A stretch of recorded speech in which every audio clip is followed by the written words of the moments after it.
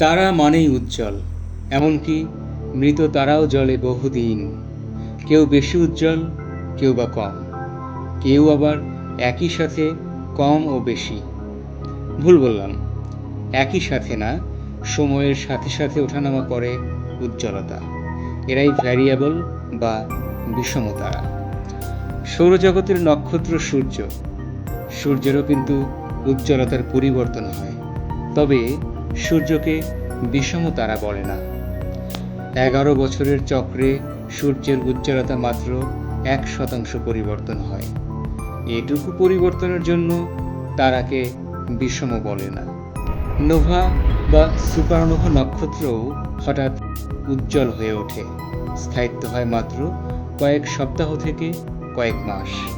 কিন্তু বিষম তারারা বারবার উজ্জ্বল অনুজ্জ্বল চক্রে চলতেই থাকে।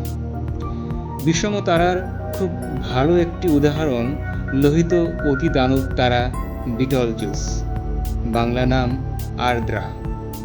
কালপুরুষ বা আদম সুরত মণ্ডলের দ্বিতীয় উজ্জ্বল তারা এটি। রাতের আকাশের আপাত উজ্জ্বলতায় এর ক্রমিক নং 10। রাতের আকাশে, বিশেষ করে শীতকালে, খুব সহজেই চোখে পড়ে উজ্জ্বল এ লাল তারাটি। 2019 সালে এটি দ্রুত অনুজ্জ্বল হতে শুরু করে। 2020 নাগাদ আগের অর্ধেক উজ্জ্বল হয়ে যায়। এই আকস্মিক পরিবর্তন অনেক সময় সুপারনোভা হিসেবে বিস্ফোরিত হওয়ার লক্ষণ প্রকাশ করে। তবে বিটলজুস সে সময় বিস্ফোরিত হয়নি, পরে আবার স্বাভাবিক উজ্জ্বলতায় ফিরে আসে। এর আপাত উজ্জ্বলতার মান 0 থেকে 1.6 হতে পারে। বেশি উজ্জ্বল তারার ক্ষেত্রে এই মানটি হয় ছোট। বিষম তারারা নানান রকমের হতে পারে।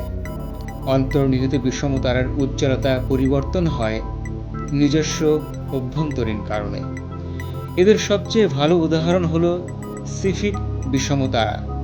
এদের আরেকটি পরিচয়, এরা স্পন্দনশীল তারা। অভ্যন্তরে সংঘটিত বিবর্তন প্রক্রিয়ার কারণে এদের ব্যাসার্ধ পালাক্রমে বড় ছোট হয়, আর তাতেই উজ্জ্বলতা কম বেশি হয়। সিফিড নামটা দেয়া হয়েছে এ ধরনের আবিষ্কৃত প্রথম তারা ডেল্টা সিফিআই থেকে। 1874 সালে তারাটি আবিষ্কৃত হয়। আরেক ধরনের বিষম তারার উদ্ভব ঘটে নোভা নক্ষত্র থেকে। ল্যাটিন শব্দ নোভা মানে নতুন তারা। এক্ষেত্রে কোনো শ্বেত বামন তারা পার্শ্ববর্তী কোনো তারা থেকে জ্বালানি নিয়ে নতুন করে ফিউশন শুরু করে। উজ্জ্বল হয়ে ওঠে তারাটা, জ্বালানি ফুরিয়ে গেলে আবার অনুজ্জ্বল হয়ে যায়। অনেক বেশি জ্বালানি সংগ্রহ করতে পারলে শ্বেত বামনরা সুপারনোভা বিস্ফোরণও ঘটাতে পারে।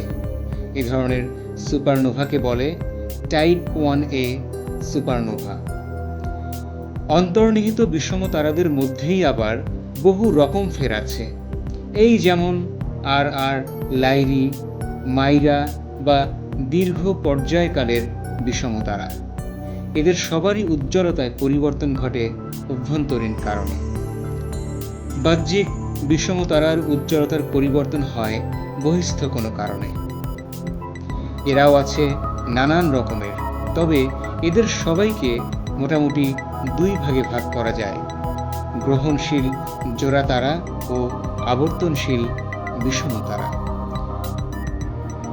গ্রহণশীল বিষম তারারা জোড়ায় জোড়ায় থাকে। উজ্জ্বলতার পরিবর্তনের প্রক্রিয়ার সাথে মিল আছে সূর্যগ্রহণের। জোড়া তারারা একে অপরকে কেন্দ্র করে ঘোরে, ফলে পৃথিবী থেকে দেখতে কখনো কখনো একটি তারা চলে আসে আরেক তারার সামনে, ফলে পেছনের তারার উজ্জ্বলতা ঢাকা পড়ে যায়। এ ধরনের বিখ্যাত এক তারার নাম অ্যালগল। অবস্থান পার্সিয়াস তারামণ্ডলে। 3200 বছর আগেও মিশরীয়রা তারাটার উজ্জ্বলতার পরিবর্তন লক্ষ্য করেছিল। অ্যালগল নামে আমরা যে তারাটা দেখি সেটি আসলে 3 তারার এক জগৎ। উজ্জ্বলতার মান সর্বোচ্চ 2.1 থেকে কমে 3.4 পর্যন্ত নেমে যেতে পারে।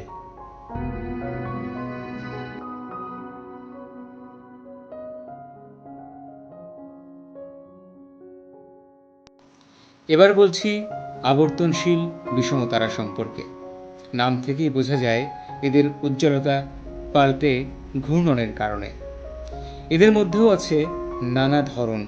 কারো কারো পৃষ্ঠে আছে বিশাল আকারের সৌরদাগ, যারা নক্ষত্র থেকে আসা আলোকে বাধাগ্রস্ত করে।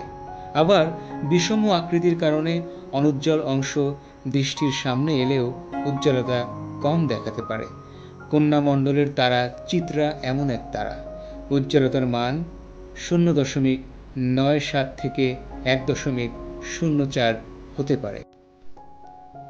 জ্যোতির্বিজ্ঞান গবেষণায় বিষম তারা খুব ভালো ভূমিকা রাখে। নক্ষত্রের বৈশিষ্ট্য, ইতিহাস ও ভবিষ্যৎ জানতে এরা সহায়তা করে। চাইলে আপনিও বিষম তারা পর্যবেক্ষণ করতে পারেন, হয়ে যেতে পারেন তারা খোঁজাখুঁজির অংশ। American association of variable star observers এক্ষেত্রে দারুণ একটি সংগঠন। বিজ্ঞান চর্চায় যে সবসময় দামি দামি যন্ত্র লাগে না, তারও এক প্রমাণ বিষম তারা। এসব তারা নিয়ে গবেষণা করতে শুধুই প্রয়োজন খালি চোখ আর নিয়মিত পর্যবেক্ষণ। তো আজ থেকেই আপনিও নেমে পড়ুন আকাশ পর্যবেক্ষণে।